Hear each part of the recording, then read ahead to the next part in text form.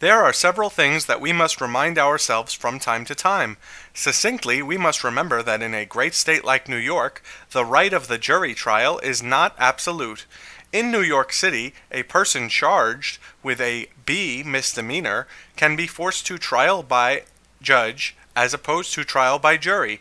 This trial by a judge is also called a bench trial.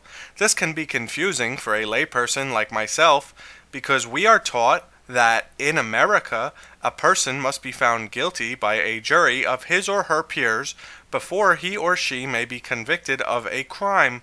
There's no shame in holding this belief, as Article 3 of the American Constitution and the Sixth Amendment suggest that one must be tried by a jury.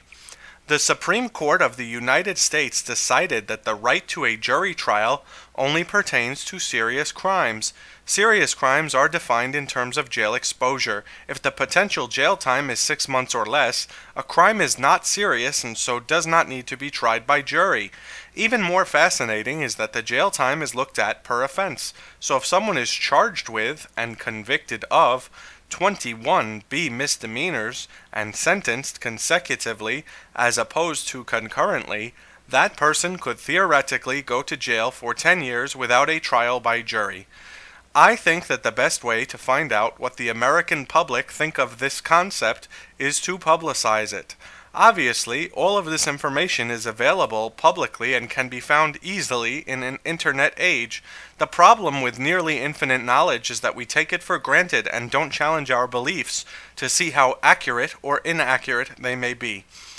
As I said before, from time to time you should remind yourself that there are things that you may believe or take for granted that are not true, or not completely true. Ignorance certainly has its place in life, and we cannot always search for every answer all the time, but it is worthwhile from an academic and philosophical perspective to question yourself, question what you believe. When you're finished questioning all of that, question it again.